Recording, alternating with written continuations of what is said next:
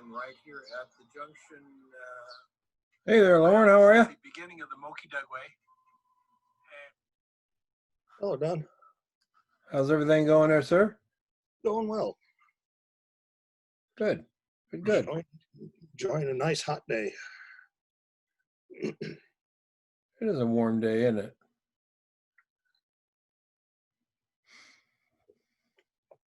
How's your grandbaby? We got humidity here. Yeah, we do too. How's your granddaughter? She's still in surgery. This isn't the newborn, is it? Yeah. Oh my. Yeah. So we should know here by the end of the show. They don't expect there to be any problems, but Hey, on the high-end men's apparel, does it have to be a wallet or a messenger bag? some sort of accessory. Yeah, an accessory. Like what? I don't know. I'm trying to think of what, because I don't have a high-end wallet. I don't have a wallet or a bag that I could photograph, except use my own wallet, and it's pretty well beat up. Do you need a belt? Yeah, I can do a belt. Yeah, go get a new belt. Okay. Treat yourself to a belt. There you go. There you go. That'll work. Never be afraid to buy something and take it back if you don't damage it. Happens all the time. Hey there, Sid. What's up, buddy? Hello, hello. Happy Friday. Good to see you again. Yes, sir. Did you buy a house? I did not buy a house. Oh. But that's part of the joy of house searching, isn't it? Just you never know what you're going to come across. If I had to do it again, I'd never buy a house. Really? That's probably, in my opinion, one of the worst financial things we could possibly do. Oh. We're told that, you got this you're going to have equity in it. Well, no, you're not, because probably 5 or 6 years from now, you're going to refinance, pull some cash out. Mm-hmm. So then you start right back over. Now you got another 30-year loan. Right. And the other thing is you're betting against the future. Think of all the people. I don't know if you know what's going on in San Francisco. Are you familiar? No. They're bailing, man. Are They're they? bailing. Just because of everything just getting too high? Well, the rents, a 1-bedroom. Well, let's just do a studio apartment in San Francisco, in let's just say a crappy neighborhood. Mm-hmm. Okay, crappy neighborhood, studio apartment, $2,900 a month. Oh my Lord. And they're bailing. It's crap on the street. There's bums everywhere. It's just not a really, really pretty sight. So they're bailing. So now think about all the people who bought those homes there. Yep. Turned them into rentals. So they're sitting on top of a $6, $8, $10 million investment for like 12 apartments. And now today, the rents are like almost in half, and they can't find anybody to rent them. That's just since the COVID thing started.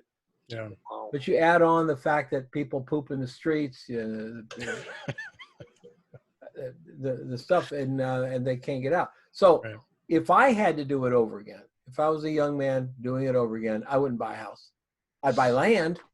I would buy land, but I'd live in an apartment, and then I would sell off parts of the land to finance my life. Yeah, that I would do. But a house, oh my God, it's like a big anchor. Some really cool possibility comes along, and you and your wife are going. Hey, someone says, "Hey, you guys want to go to France and do this really cool thing for a year?" And you're like, "Yeah." Wait a minute, I got a house. And France is cool, right, Sophie? Sophie lives in France, and Sophie's cool. So if Sophie lives in France and Sophie's cool, it's got to be cool. Right. That's just the way I look at it. Cool by association.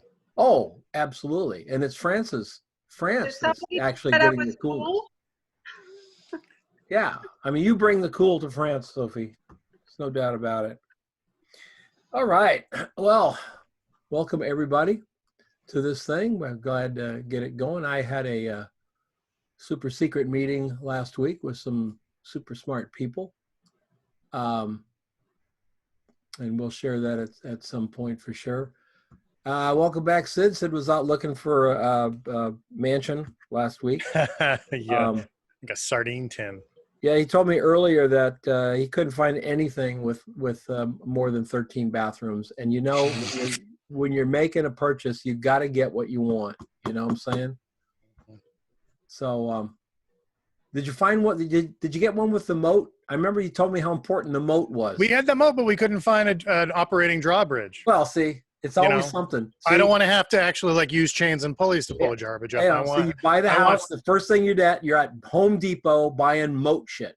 It's just the way it goes. Yeah. Get the clicker. Just, you know, pontoons just aren't going to cut it. Mm-mm. So we talked a little bit, and we thought we'd talk about, you know, what makes a photograph great, or even good for that matter. I think great sometimes might be a little harder to achieve than we think, but at least good, or at least something that you want to show somebody. What criteria do you have to whether that image is great? Now, we can always say, hey, I really like that picture. I love that picture. Mm-hmm. And I think it's great, and that's fine. I'm trying to figure out, is there any sort of universal thing that makes an image great? So that's where we're going to talk today. So Sid, I'm going to let you, what's it called when you're the first batter? First you're the batter? lead off batter, I guess. I have no idea. That's hockey, right? You're talking about hockey, or is that think football? You're in the green zone, buddy. Something, right? Oh, that's golf. I know that one. Yeah. What makes it? I think there's two combinations. I think the first thing is sort of the learned, you know, your line, tone, texture, shape, the fundamentals of design. I think it's important to sort of know that stuff as a groundwork, just so that when you start shooting, those things can kind of sprinkle around in your brain a little bit, and you know there's some rules that exist.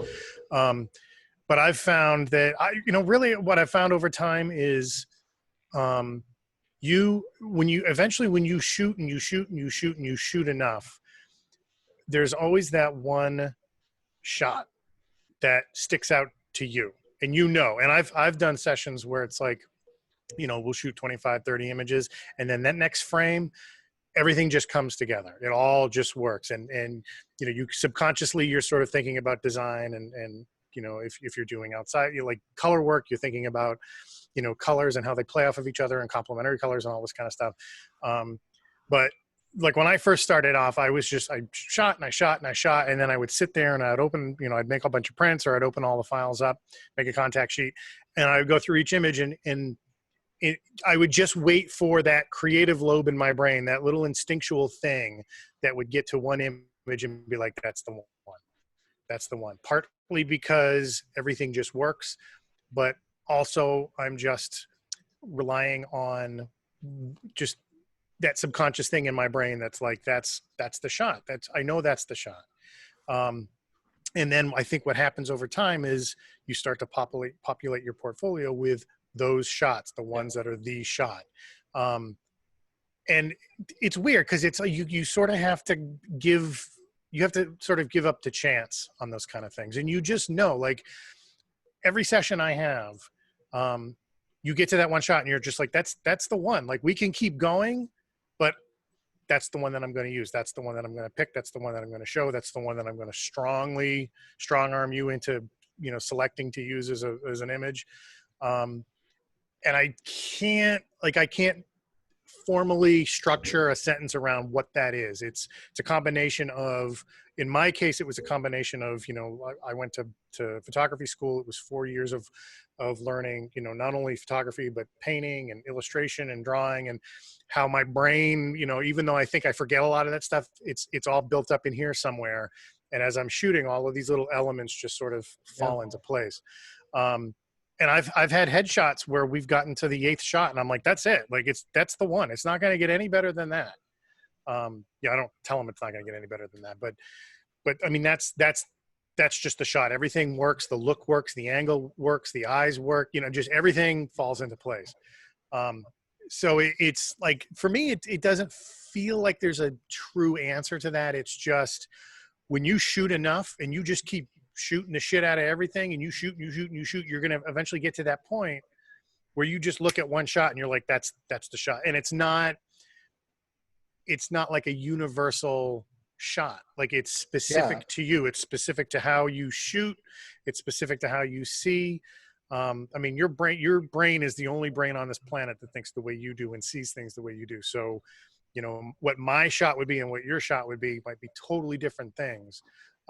But you got to get behind that. You got to be like, no, this is the one. I've had people that have like tried to hire me and they're like, well, I want you to shoot like Michael Greco, or I want you to shoot it so it looks like this. And it's like, I can't, you need to hire him if you want an image that looks exactly like his image, because I can't replicate that. And I'm not going to replicate that. Like I'm doing my own work. And, you know, like the best clients are the ones that call and they're like, I've been looking all over your website and I love your style and I love your eye. What can you do with me in your studio or on location?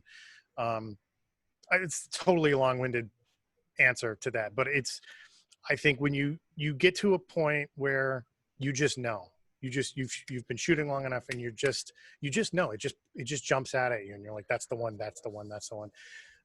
You know, I cut my teeth in this business with model photography way back in the day. And, you know, I started shooting in Phoenix, got to be very well known in Phoenix with the modeling agencies here. And back in those days, the modeling agencies would hire a photographer like me to shoot a portfolio for a young model. And they're just, in Phoenix, we didn't have a lot of fashion photographers here. Mm-hmm. Because we don't have a lot of fashion here, but the French, Belgium, and German photographers would come to Phoenix in the wintertime to shoot all, because, you know, in the wintertime, sometimes we get, I mean, sometimes it's really, really cold here, like 73, you know, that type of thing.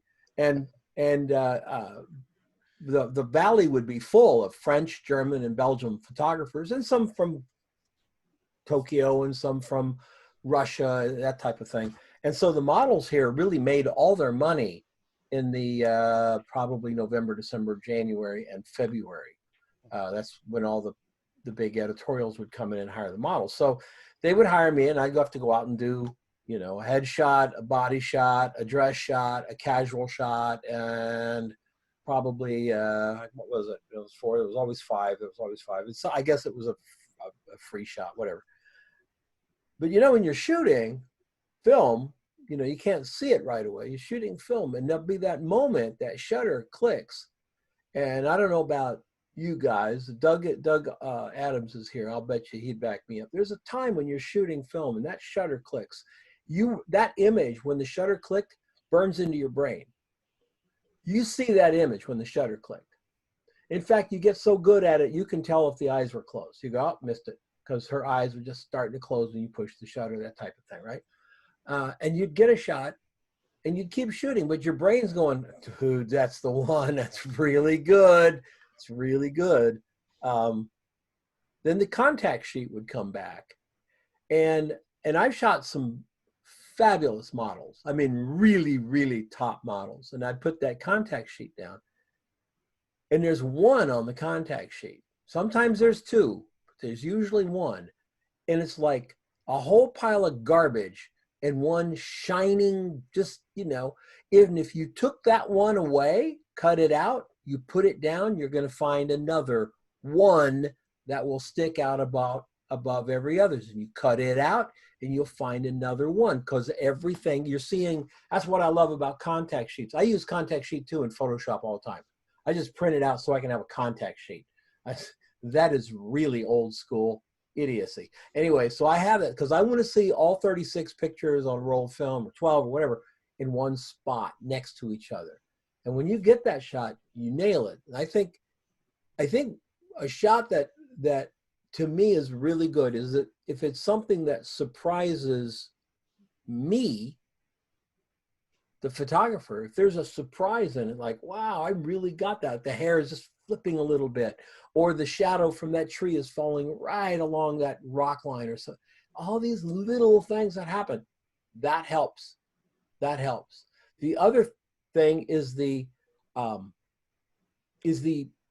image belonging to me, my image. It's not, I didn't copy anybody else. I didn't try to, do something else. I just did that authentic image. And I think that the authenticity comes through really, really well. So let me ask Doug, because I know Doug shot film. Doug's been shooting for, where are you, Doug? Doug's been shooting for 77 years. Yeah. His first flash was actually a little trough with gunpowder. It was awesome. Right. Well, not quite that long. I think you're right, Don. I think the moment, in the viewfinder when the image is right. Yeah. For me, getting that great shot is going out with a purpose. I no longer can just go out and take the camera and willy-nilly shoot. I have to have a purpose to shoot. And that purpose can be anything from a concept to a composition to a job, whatever it is. But I know when I see it in the viewfinder, I know that's the shot. I know the moment, as the subject is moving and he, she, they get to that moment. I know that's it. Your technical skills have to be there. They have to be a non-issue. You can't be thinking about exposure and composition and all that. Just has to come in play. That has to be so far in the back of the brain. Has to be so far back there. Yeah, that you can't be thinking about any of that. But then, it just appears. The key to it is, can you make it appear, every other frame? Therein lies the challenge. I think you're absolutely correct. Contact sheets are a wonderful way of editing down imagery. As you know, I have a little love, big hate relationship with Photoshop, and I would prefer to shoot film all the time. But it's tough to make a living that way these days. So contact sheets are any way to restrict that viewing of the image, or the batch that you shot is a wonderful way to narrow down and constantly get to those better images. As long as it has impact, as long as it has the emotion that you're looking for, as long as it carries the message you want the image to carry, then you're on your path to getting that really good image. And when you have a contact sheet, I'm going to put something up over here. From my last newsletter, I'll share this. What I like about a contact sheet is it puts all the images next to each other. I cannot edit a portfolio for a photographer, or even my own. I cannot edit like in a Dropbox folder. I click on this image and I have to go back, and then I click on that image. I need to see them all in one spot. And what I like about a contact sheet, and I just made this one for my newsletter, what I really, really like about it is you can see all the images next to each other. You can see color palette. You can see, or when you're shooting, of course, it's all the same image, but you can see the little nuances changing and the whole bit. And when I talk about surprises, folks, I think you can see and these are older images, but Bree jumping and the hair going in front. So a young lady on Anna Maria Island, and she flipped her hair and it just perfectly flew past her. The look in her eyes when she just looked up, because she'd never held that camera, and it was very tentative. It was really, really special. This young lady hitting the wall just at the right mark. Those are the things that do it, because there are probably 20 shots of her hitting that wall. And she never hit the right mark 19 times. She just nails it here. The arm's up here. The arm is going right out in that empty space and just nails the shot. And that's what I guess that's the purpose that you were talking about, Doug, because when I saw this wall, and I had this young lady with me, and I said, have you ever run on a wall? And she goes, oh yeah, I do that. She's like a what's it called? Parker? I don't know. Parkour, yeah. She's a parkour person, and she's new at it, but that's, by the way, that's the lowest point she hit the wall. The reason I wasn't getting the shot, she's going too high. And I said, no, don't go so high. You're jumping out of the frame. Seeing them all together is a real learning experience. I don't know, Doug, do you remember back in the late 80s, the book Contact Prints and Contact Prints 2? Yeah.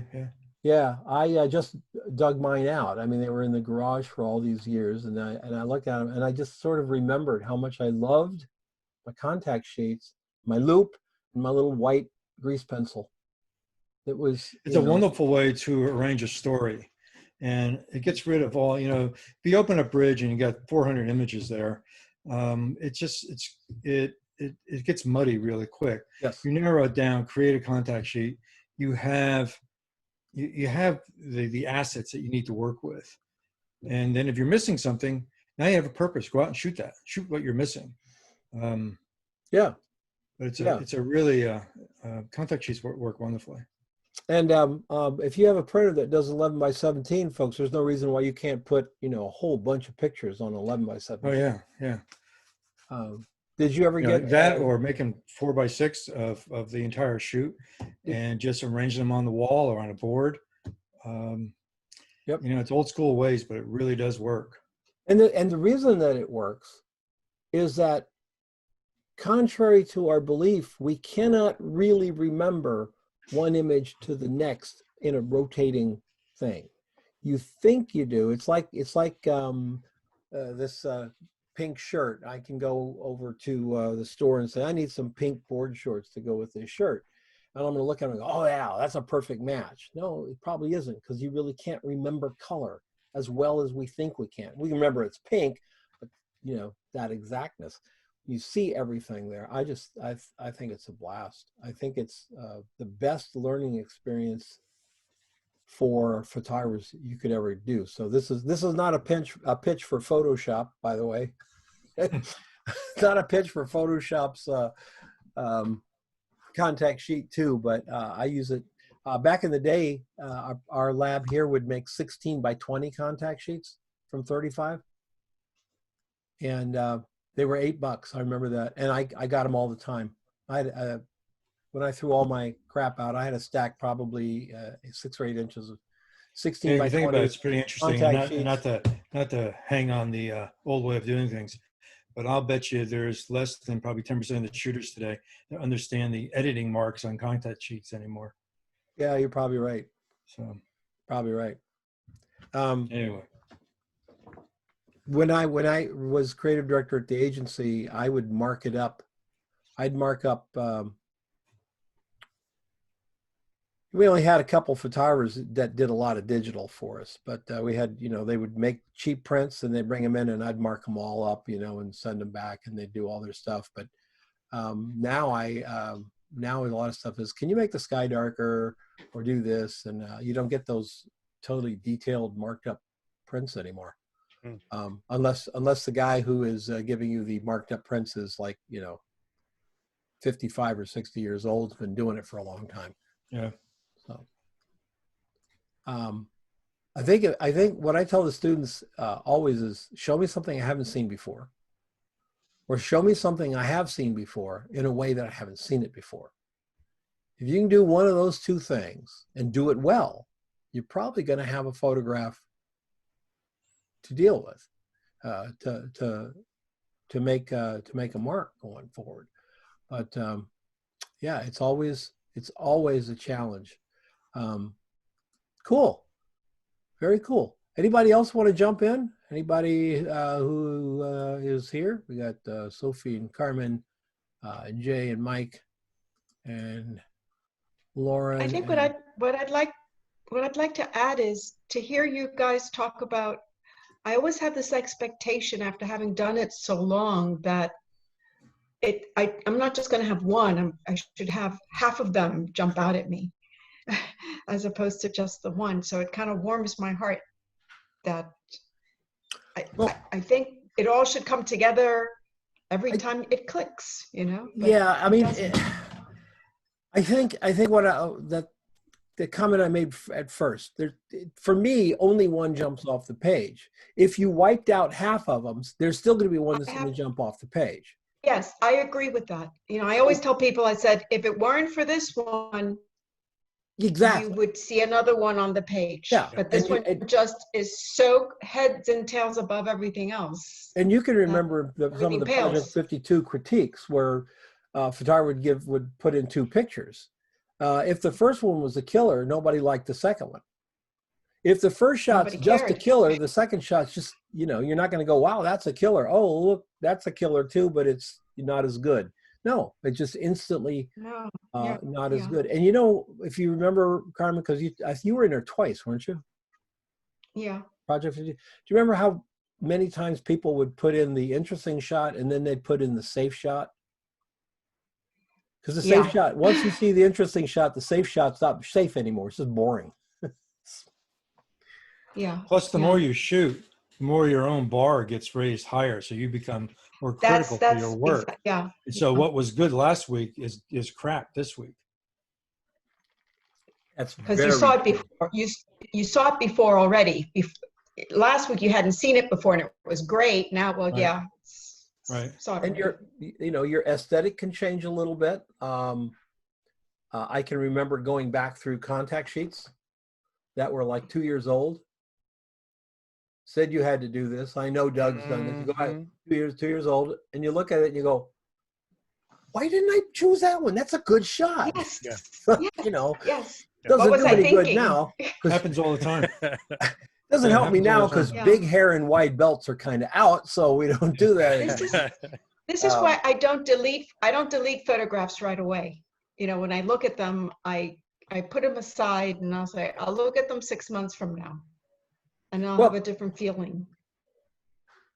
Yeah, you know, Gary Winogrand. Do you know that name? No. Sophie, you know that name, Gary Winogrand? No, Yes or no? no. Oh, okay. Gary Winogrand was a street photographer. He was one of the founding photographers for Magnum, kind of a photojournalist, documentary guy. And he'd get out and walk around the streets of New York, which is where he lived. He'd walk around and take pictures literally all day, sun up to sundown. And he'd come back and he'd put on the canister, the little 35 ml canister, the date. And he'd put it in a box with the month. And then those boxes would go up on the shelf because he did not want to develop that roll of film and see the contact sheet until an entire year had gone by, because he did not want to remember taking the photograph. That's part of the baggage that we carry. And he didn't want to do that. When he died, I can't remember the number, folks, but it had to be something like 1,500 rolls of film in his apartment. When they went in there, it's like 1,500 rolls of exposed and unprocessed film. And he's the guy who made when they asked him why he photographed everything, my favorite statement ever from photographers, and one that I've adopted, is he says, I photograph everything in the world so I can see what everything in the world looks like as a photograph. Yeah. And that seemed like, well, that's a good and noble thing. Do that, because, you know, love him or hate him, he's got a lot of detractors. Some people don't like his work. I think his work is absolutely fascinating. But there's that. It's an incredibly good point, though. What's that? How your edits for that day will be heavily influenced by your experience of the shoot. Exactly. Yeah, it's an extremely valuable lesson. Yes, there was a guy in California who gave a workshop, and he would have people, he would serve a fabulous meal, and it would be at sunset, and like all the conditions were perfect. and he would have people take photographs, and they thought that they had taken the most perfect photographs of their careers because everything was just so beautiful. Ah, And then they looked at their stuff, you know, when they came back, and it was crap. It was all because of how they felt in the moment. Sure. They thought they were taking. Right. Right. sure. Well, I talk about baggage as being one of the reasons why photographers, I'm not going to say shouldn't never do their own portfolios. You've got to develop some skills on there. But I always think photographers need another set of eyes on their photographs. And one of the reasons is that baggage. The baggage is this. You got a call from a client that you hadn't worked for before. So there's some excitement in the air. And you call the agency, and the best model at the agency is free that day. Oh my God, you get to work with Sandra. And so Sandra is your model, new client. Adrenaline's really flowing. It's going to be 3 cool shots for editorial. Awesome. So you get to the location, and Sandra's an hour and a half late. The makeup artist is ill. The light sucks. It starts to rain. Okay. Sounds like a typical day. Yeah. So, well, yeah, for those of you in the Pacific Northwest, he's going, oh, yeah, it's Tuesday. So it is, man. you have all these amazing things happening, but everything around that you cannot control sucks. So you do the best, most heroic effort you can, and you get a good shot.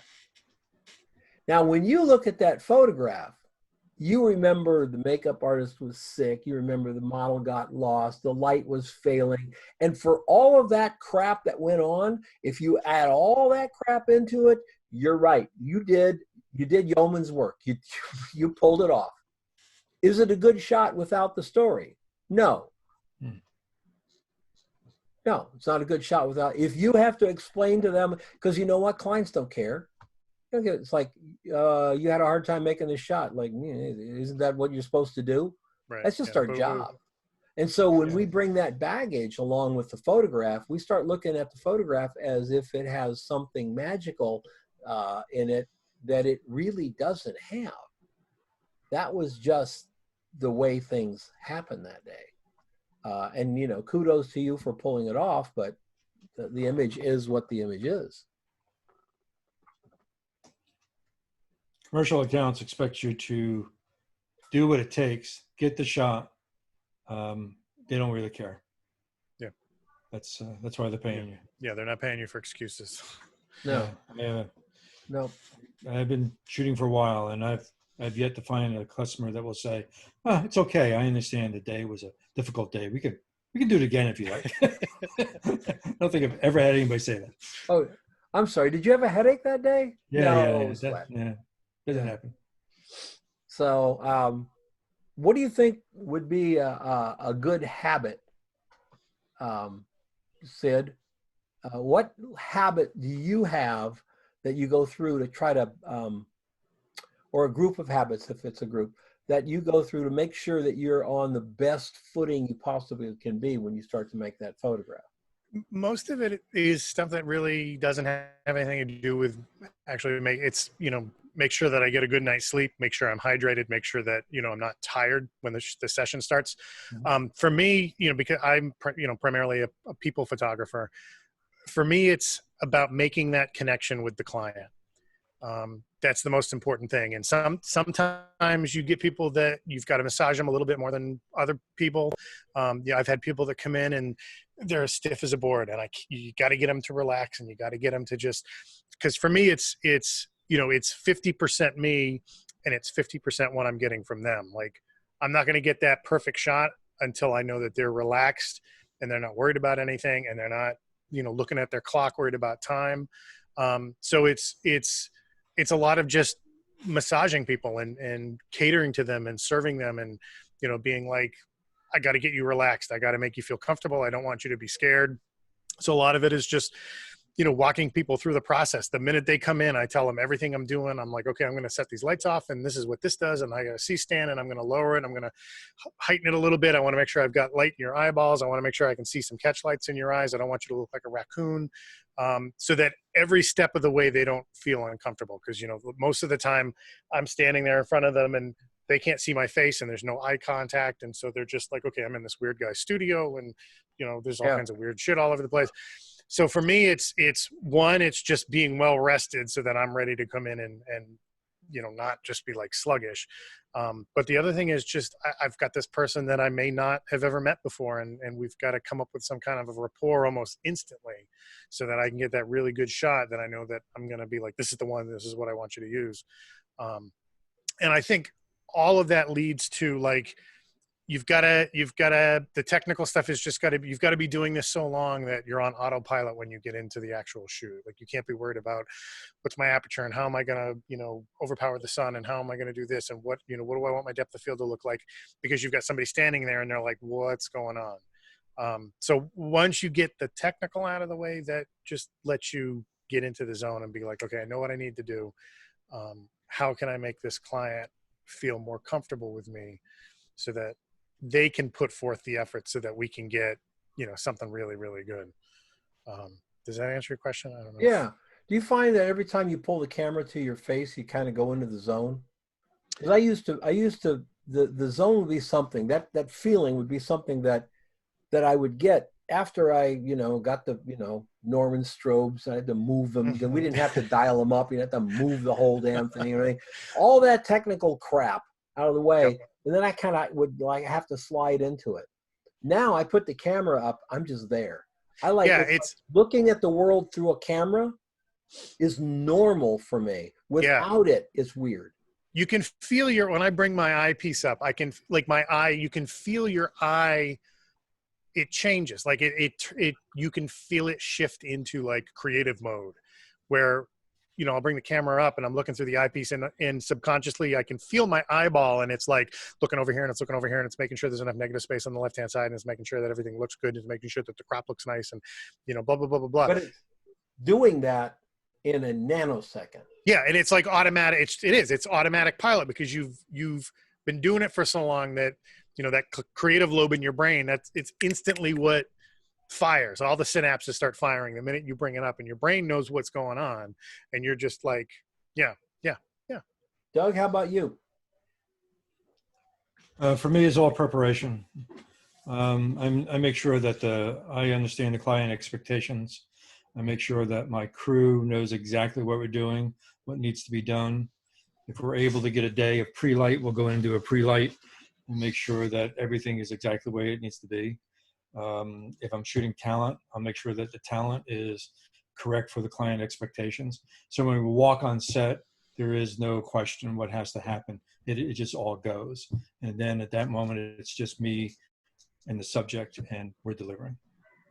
Yeah. And so it's all preparation. Yeah. I as a photographer would do everything I possibly could to make sure that I understood what the client wanted. Because if you think dealing with a C-stand that's not tight enough takes you out of the zone, hearing the art director behind you arguing with the client over the shot wipes the zone out, pretty much gone. Now all of a sudden you're thinking, this shoot's going south. And I can tell you that I'm not a confrontational guy. I don't do that. I don't like confrontations with people. I just as soon shoot them than argue with them. But that's just me. I would turn around and I'd get right in both of their faces and say, what are we doing? I can't read your minds. What's happening here? What's going on? I figured since they came to my studio and they were both of them looking to me at that point in the project, looking to me to pull it off, I needed to have everybody on the same page. Now, it used to be that I would turn around and I'd have to take some deep breaths and work myself back in the zone. I can say that from the time I was probably 50 on, the zone was just, the moment the camera goes up, it's like, I don't hear anything. I don't really think about anything except what's in the viewfinder. There can be 5 conversations going on. It doesn't bother me because the only one I hear is about the shoot. If someone's talking about their boyfriend or somebody's talking about getting their car towed, I don't hear that crap. I only hear the stuff about the shoot. I'm kind of a tyrant on set, by the way. I insist. Well, it's been a while since I've actually shot in a studio and done that stuff, but I insist that the makeup artist put her phone away, and that the wardrobe stylist put her phone away. I want them on set with me, unless the makeup artist is working on another girl. But when we initially start, I want her out. I want her looking through the camera or looking on the laptop, making sure everything's fine, because I don't want to shoot this and have a problem down the road later. And if I don't like the way the makeup is looking, I need to have her right here. I don't want to call her to come out and do that. So we have this sort of little ritual. It's like it's come out like I'm an asshole rock star. This is the part where I own you, and you are all going to be here to support me. Boom, the shoot's over. That shot is over. The model walks off. Then, go get your cell phone. I know you're self-employed just like the rest of us. Check your messages and shit. And then we're going to get right back on the next shot. Because I want everybody in the zone. Initially, I got some pushback, but eventually, really none. Really none. Everybody knew. And then other photographers would started adapting some of those things. It's really terrible. Once you develop using the same crew, or as much as you can using the same crew, yeah, the shoot goes really well, but all those things become a non-issue. Everybody understands what's expected, and it just happens. And then the client interprets that as a much more professional organization, and the wow factor to the image actually goes up because it just happened. There was no argument. There was no discussion. There was no, well, let's move it here. Let's move it there. It's done. It happens. Yeah, and the assistants that I like to work with were the assistants that could read my mind, and I'm serious. Mm-hmm. They were a step ahead. The problem is they have to find it. Huh? They have to find it, don't you know? There's a lot of space around it. How the hell can't they not find it? I mean, it's just a little thing in a big hole. I mean, come on. Yeah, I know. Shouldn't be that hard to find. I think it glows now. Anyway, forming those habits, building up those habits, those shooting habits will really, I think, guarantee you more really good shots than if you don't have an idea what you're going to do. You're wishy-washy. Let me ask you this, Sid and Doug, and who else? Carmen, you shoot. You're shooting that lady, right? That shows up. Mm-hmm. This is cool, Doug. You'll like this. Sid, you'll like this. In Carmen's town, right by her studio, how would you describe her? Kind of a. She's a character. She's a woman that kind of shuffles through town, but she's always dressed to, like, if everything was new, she'd be dressed to the nines at 10 a.m. every day.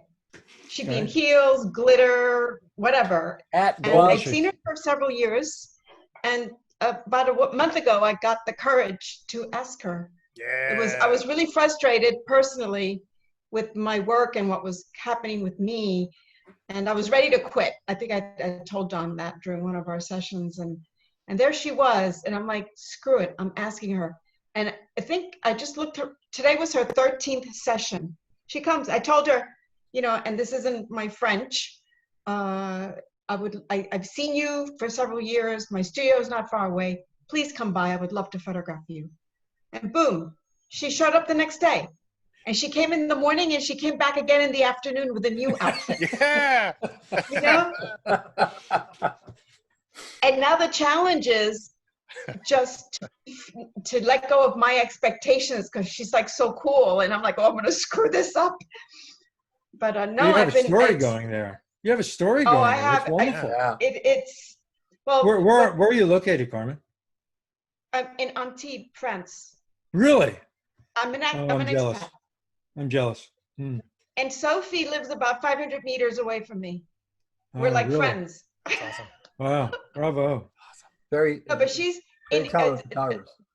and people know of her. I mean, Sophie knew who I was talking about when I said, this woman has come, and she comes, and we've done the coolest, and she's hard to understand. Her French is, she doesn't speak English. I mean, she just speaks a little English, but she's really cool with me. You know, I'm trying to, like, with my broken French, and she's got broken English, and now we're trying to go to different parts of town at different times of the day.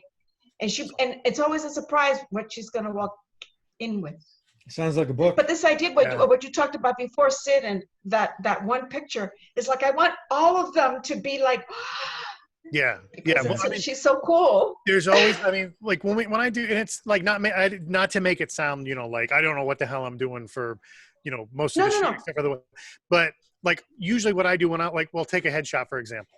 I know exactly what the headshot's in my mind, what it should look like. So we'll do the session, and then they leave, and then I'll take, you know, let's just say 75 shots that I got. I do an initial pass, and then usually I flag anything that jumps out at me, anything that's got a certain look or just something that looks, and usually that will be about, we'll just say like 10 to 12 to 15 images. And then I'll leave the session for 4 or 5 days. I won't look at them again because I need to sort of like refresh my eyeballs. I relate that. I can relate to that. And then I know that one shot's in that grouping, but I know that I've got enough. I know that I've got at least 10 that I can show them so that, I mean, every once in a while, like, you know, like I'll push an image on somebody and they'll be like, well, a lot of times it's because they see a fault with them that nobody else is going to see, but you know, you can't get them over that thing that they have. Yeah. So I'll know, like, even if they don't pick that one shot, I'll know we've got enough that they're going to not have any problems finding something that they're going to be happy with. And then usually what I'll do is even if they pick a secondary image, I'll give them that shot that I'm like, look, here's that one that you bought. Just, I want you to have this one because I know you're going to use it at some point. At some point, you're going to look back at this and be like, oh, this actually, you know, he might be onto something here. And again, but that woman is like, she sounds amazing. So you need to find more people in your area so that you can do this whole, like, the people of my town thing. I'm having a sleepover. Or little kids too. Wonderful. That reminds me of a great story, and I bet Doug knows this, and I can't remember if it was Pete Turner or who exactly it was. It might have been Jay Mizell. I doubt it because it doesn't sound like Mizell. But the story is that the photographer did a shot for Maybelline or L'Oreal or whatever. Shot a lot of film, had a little bucket there at the end of his light table. The art director comes down and there's one transparency, 35 millimeter transparency taped on the light table. And the rest of them are in a bucket. And the art director says, what's this? He said, well, this is the shot. This is the shot. He said, I'm going to pay you all that money for this one photograph and you're going to throw all those away? And the photographer said, you can have any one in the bucket for free. This is the one you're going to pay for. And he said the moment that came out of his mouth, he went, oh, shit. That's right. That's right. No doubt there was a good shot in the bucket, right? This isn't the only spectacular shot. Well, the art director looked at the bucket and he looked at it, put the loop up to his eye and he looked at the bucket and he said, all right. And he took the shot and went away. And the photographer said he never, ever did that again. But yeah, it's crazy. I like that idea. Yeah, I heard some interesting things from this group that I was in last week. Pretty great. It's an e-commerce world, and photographers need to understand it's an e-commerce world, and we need to start promoting that we shoot for e-commerce. Of course, photographs can be used for e-commerce, but we got to really start promoting it, because the amount of new, what was it on Shopify, something like 100 and something thousand new stores on Shopify since COVID. A lot of people with brick and mortars are just saying, okay, I'm done, screw this, I'm going online. So the demise of the department store that may have taken 10 years took 4 months. They're closing 2 malls in Phoenix. 2 big malls that were built since I was a kid. Chandler Mall was the place to go. Fiesta Mall was the place. They're closing them up. They're gone. Now they got to figure out what to do with those buildings. In Chicago, one of the malls in Chicago, they're turning into apartments and loft studios. So we'll see. But we as photographers need to really, really understand it. I won't say it again to be boring, but video, motion. Cinemagraphs are hot. Cinemagraphs are really, really hot. So that and a few other things that we'll go over in the P52 classes, but a couple of things right there for you. Take it to the bank. Magazines right now are on life support. Condé Nast is getting rid of 4 or 6 mastheads this year. So Condé Nast may be left with 3 magazines, 5 out of and they had 20 something in 2000, 20 something magazines or more. Stories, it's all going to be stories. It's all going to be what we would call, Doug, you're familiar with advertorial approach, We get those advertorials, so they look like editorials. They look like the magazine had done it and raving about this skin cream product, but actually the skin cream company bought the pages, so it's really an ad that looks like an editorial. But that's what they're going to be doing online. Sponsorship, stories, video, heavy Facebook, Instagram, LinkedIn placement, and more websites using rich content coming from, so instead of L'Oreal presenting an ad, a single thing that goes in the border of your website, L'Oreal is going to actually present a story about skincare or, toenails or whatever. It's going to be the whole story, content driven on the web, built like it's done on the web, but as an ad, as a way of getting. That's what Chanel, I believe, has been doing for quite a while. If you get in touch with their stuff, which is on Instagram, I believe they'll put it up, and they'll just have the background of what they're doing this season, or how they develop this kind of eyeshadow or something like that, or how they came up with this line, and it's about 5 minutes or so, or it can be longer. Well, that's the thing. They can buy so much more time on Instagram than what a single page would cost to cross 10 fashion magazines. There's so much more. The good news for us, is that content, and I sometimes I bristle at that word. I don't know, Sid, what do you think? Is like, oh, you're a content producer. That sounds like, like I polish cans or something. It's such a techie word. It's just garbage. And yeah. Anyway, I'm not a big, Anyway, whatever you want to call it, the ad world, the editorial world, the online, everything from news sites to blogs to everything else, is the demand for what we do is probably going to be higher in the next year than it's ever been. Because as they leave those other platforms, they're going to be on platforms that are just basically voracious, what some of the advertisers on Instagram, Jay, would you say Chanel? Yeah, Chanel. I mean, these guys, believe it's Chanel. They can't do one picture that they run on Instagram one time. That's the magazine model. They got to have 100 photographs just to cover the first 2 weeks of March, because they got for Chanel to move the mark.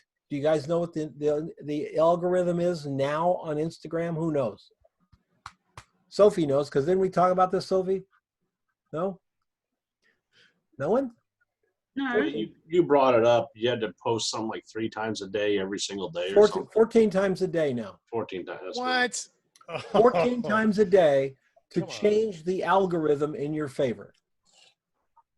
But then you've pissed everybody off. So it's, you know. Yeah. Right. Then you've lost all No, your followers. no, Because That's of course the highest number. 14 is the highest number. But once a week, you're not moving anything at once a week. not the algorithm, yeah. Yeah, once a day, sorry, no.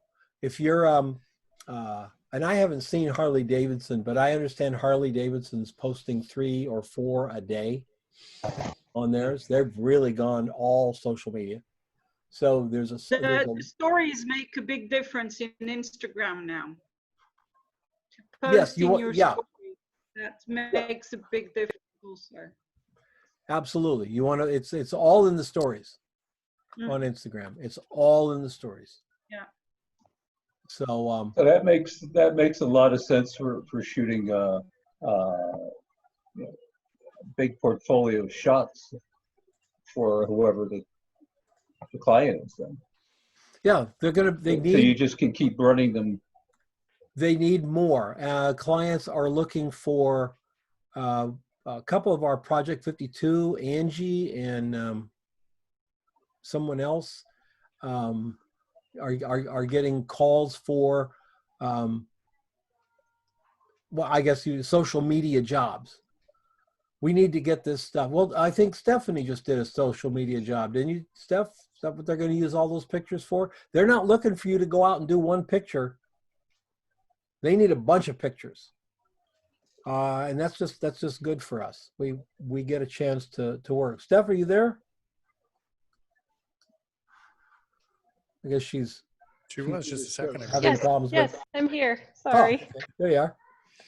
Was that was it social media and for everything, right? Like a library shoot? Say again. The job question. we just recently did, the COVID thing.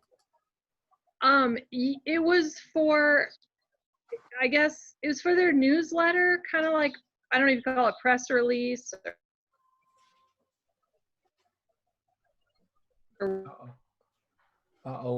We're losing Steph there. She spent 3 days. Whatever. I'm sure it'll go on social media. Yeah. Can you hear me now? I think so. Yeah, you're getting better there. It was for their newsletter. So it was for social media, for newsletter, internal communication stuff for all these organizations.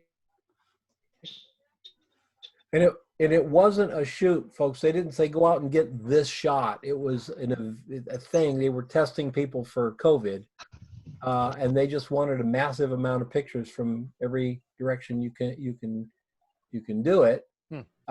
Stephanie got to experience doing a commercial photo shoot in hazmat gear.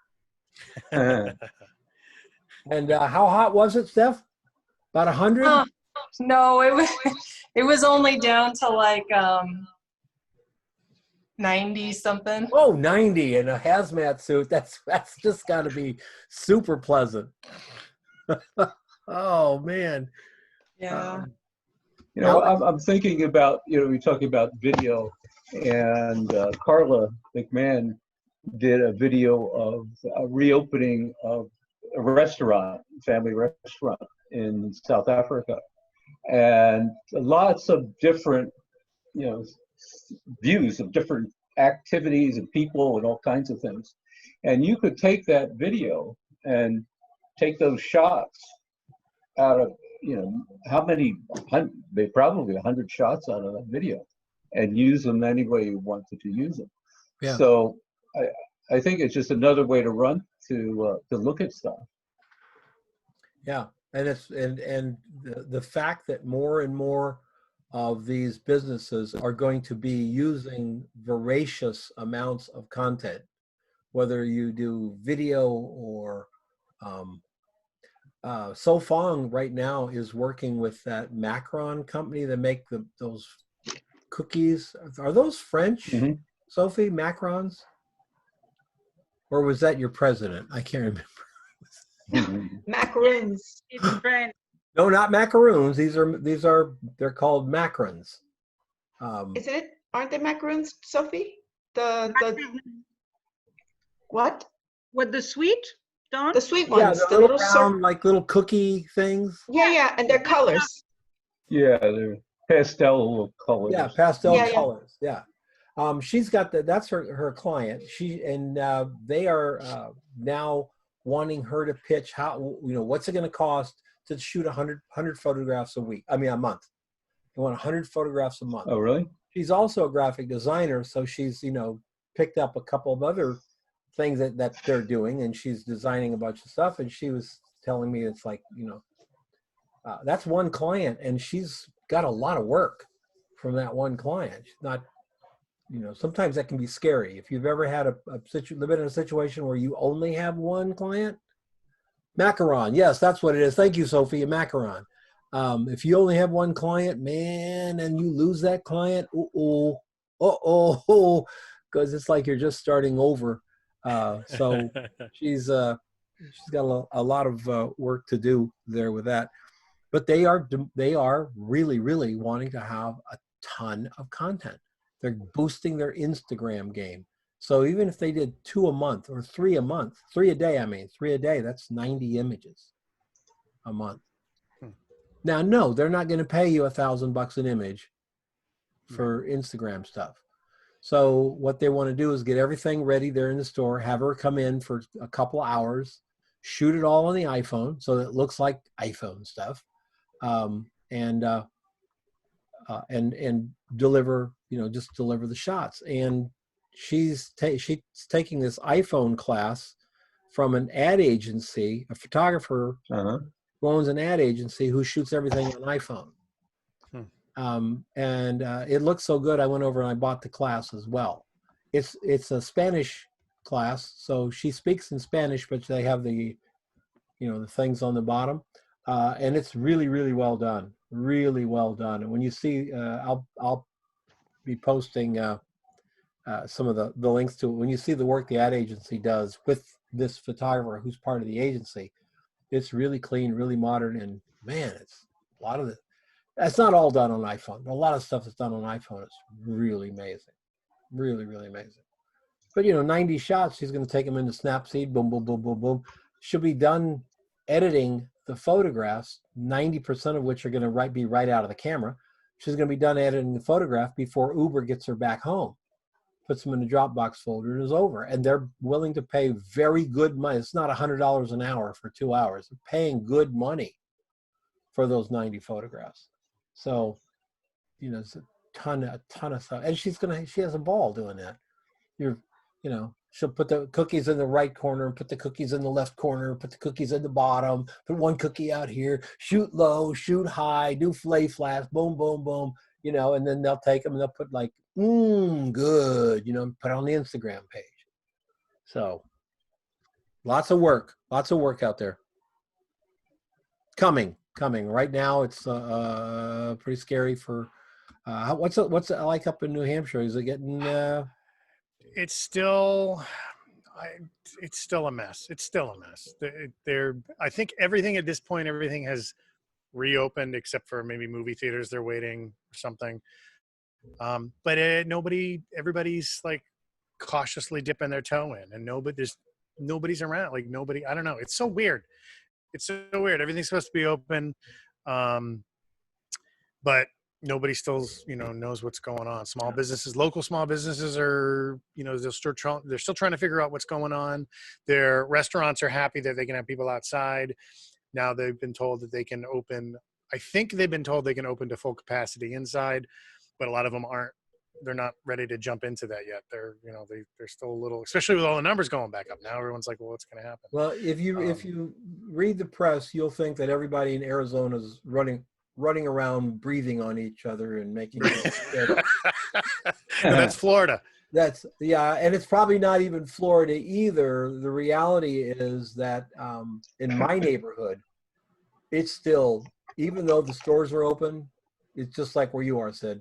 It's like, and I find myself, I go and get a haircut. My gal does her temperature twice a day, and it's posted right there on her station. She owns the shop. She posts her temperature. So she does a temperature twice a day. She wears a mask. I wear a mask. She wears a full head shield, you know, and she cuts my hair. But the little Panda Express up there, I'm like, yeah, that's all right.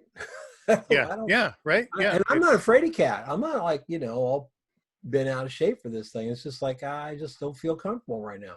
No. And I know that's unfair. I know it's unfair, and a lot of people who are hurting, and I need to be out there supporting them. But you know, I gotta get to it on my own time. It's a scary thing. It's weird thinking that like we didn't really address those kind of things before this started. Like we have friends that have a camp way up north, up by the Canadian border. A couple of weekends ago, we went up for the weekend, brought the kayaks and everything. When we got to the campground, there was no precautions at all. Like there's 6 shared bathrooms amongst this whole camp.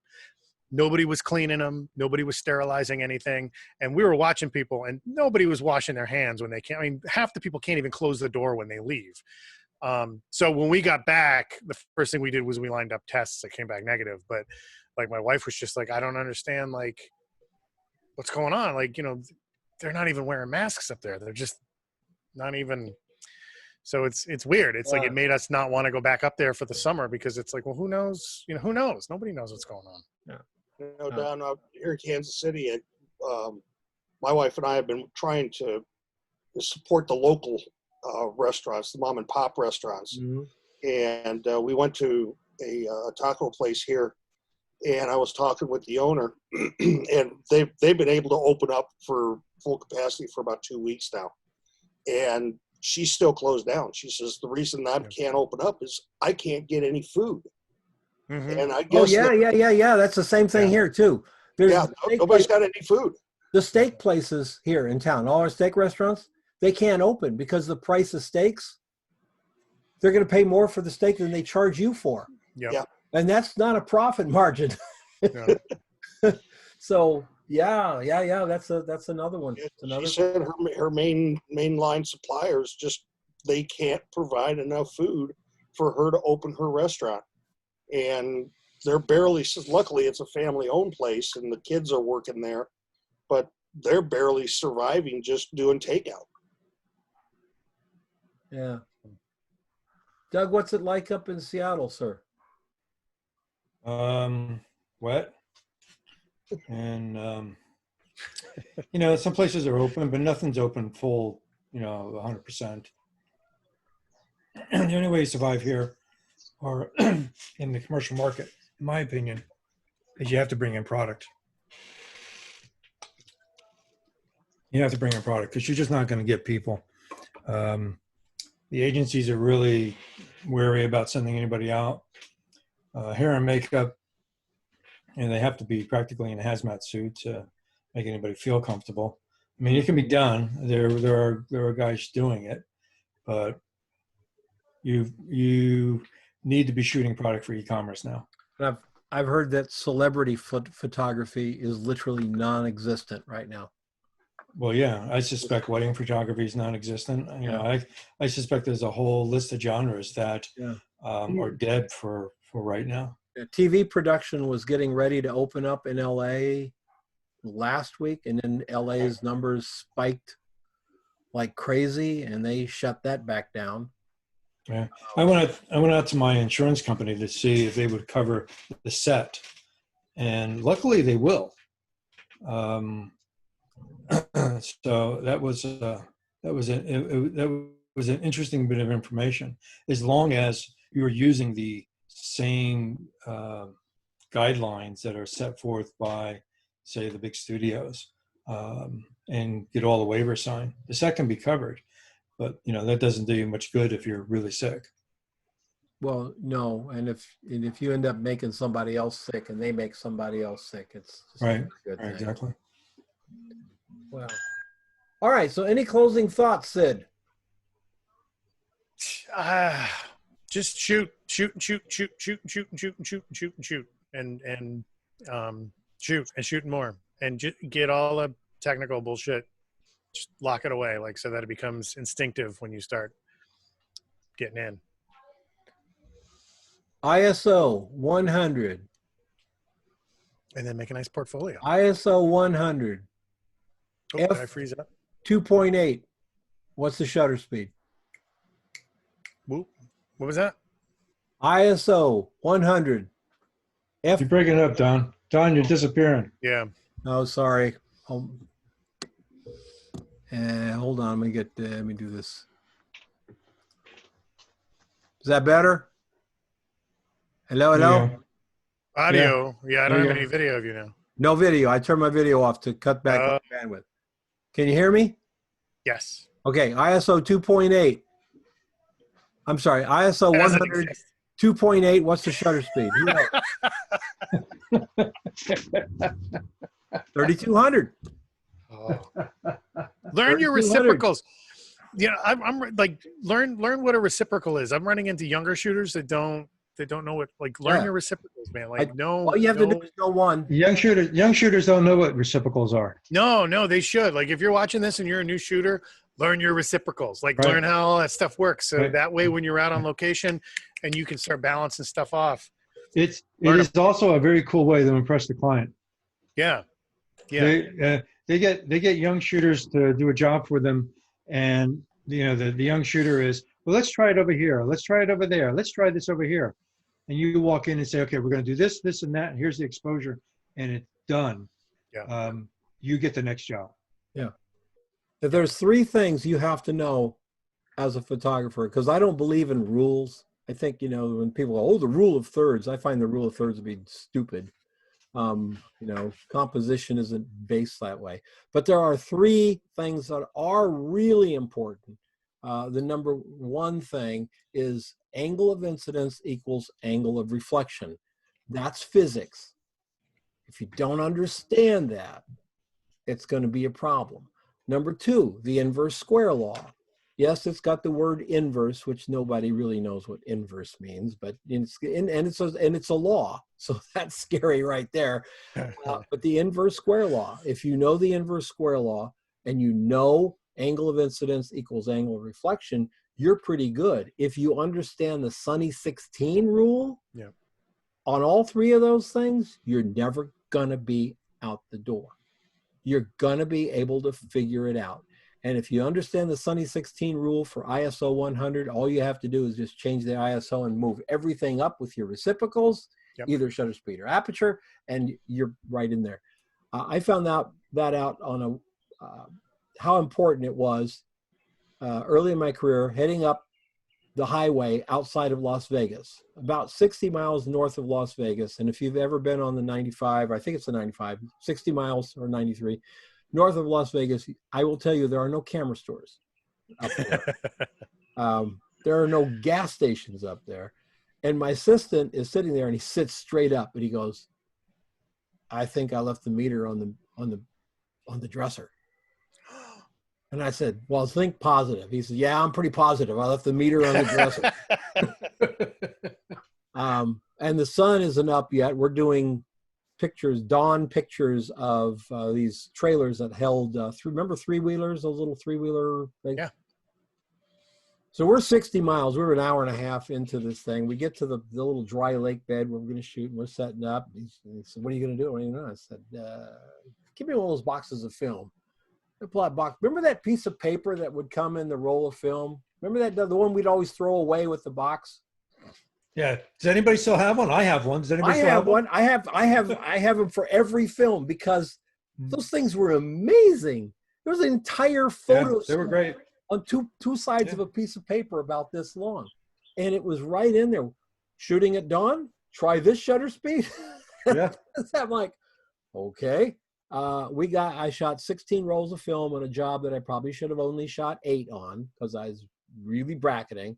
We got back and client never did say to me, you guys get a meter reading? Because I would have said, I don't need a meter reading. It's Nevada, dude. Don't be such a, we got this. I mean, I can just look at the sun and tell you it's f4 to 60th of a second. I mean, can anyone tell that? All right, anybody want to add anything? Everybody have a good 4th. Yes, please have a great 4th. I don't know if you, Yes. what you're barbecuing or doing or anything, but have a great and safe 4th. And we'll see you back here next week. And Sid, you and I will chat sometime first part of next week. Okay. All right. Sounds good. All right, guys. Take care. You know, Thanks, guys. Thanks, Thank guys. you. Bye. Be safe. Have a good 4th. Bye-bye.